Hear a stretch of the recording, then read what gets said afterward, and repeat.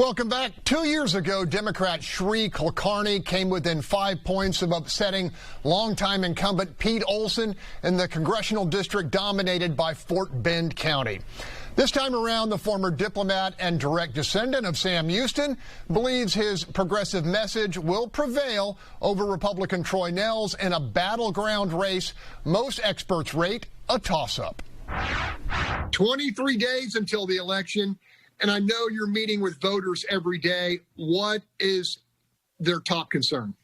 You have workers who can't get back into their businesses, small business owners who've been hurting, who've shuttered their doors, and we have people who are on the front lines right here, healthcare workers, doctors and nurses who are going out and fighting the coronavirus every day. And so we need to get it under control. And the things we need to do are pretty simple. One is we need to wear masks, not say that they are communist and un-American like my opponent has said, but it's the most American thing to do. The patriotic thing to do is to wear them out of respect for others, your community, and even your family members who might get infected. And lastly, we need to have rapid testing available, not testing that comes back in 7 to 10 days, but within a few hours like we have in our hospitals. Because if you don't know whether you're infected in those 7 to 10 days, how can you possibly go back to work or school? Republicans have said they will preserve coverage for Americans with pre-existing conditions. Should voters in CD22 believe them as they simultaneously try to dismantle Obamacare? They have been doing everything possible to take away coverage for pre-existing conditions all this time. And I think that the voters are smarter than that. They know who's standing up for their health care, who's been talking about their health care, who is going to fight for the health care of our families.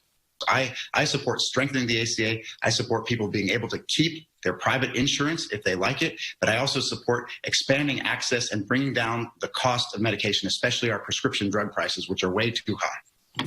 Your opponent, Mr. Nehls, has aligned himself pretty closely with President Trump. Why, at a fundamental level, is that kind of antithetical to the intense, expanding diversity of CD22? So CD22 is one of the most diverse districts in the entire country. We come from every faith background, every racial background. We speak over 120 languages here. And I think the main difference is the agenda of divisiveness, of saying that this is not about all of us together, it's about us versus them. That's something that we need to get past in America. The answer to all of these challenges, whether it's coronavirus or whether it's just how we do our democracy right now, is to be more inclusive. So in our campaign, we're striving to be the most inclusive campaign ever in Texas history. We are campaigning in 27 different languages right now. We have people of every faith community, and we even have people across the political spectrum, from conservative to liberal. We have Republicans who are supporting us right now, because all of us know that the only way we're going to get past these challenges is by uniting, not dividing. Sri Kulkarni, you served our nation as a diplomat for 14 years. How will that experience aid you in representing folks in Fort Bend and Brazoria County within the United States Congress? Sure. So I've worked in some of the most dangerous places in the world, like Iraq, for example. I've worked in conflict zones with the people in tension. And I think right now we need more of that in our government. We don't need more extremism, more hyper-partisanship, more polarization. We need people who are willing to sit down at the table, work across the aisle to solve problems.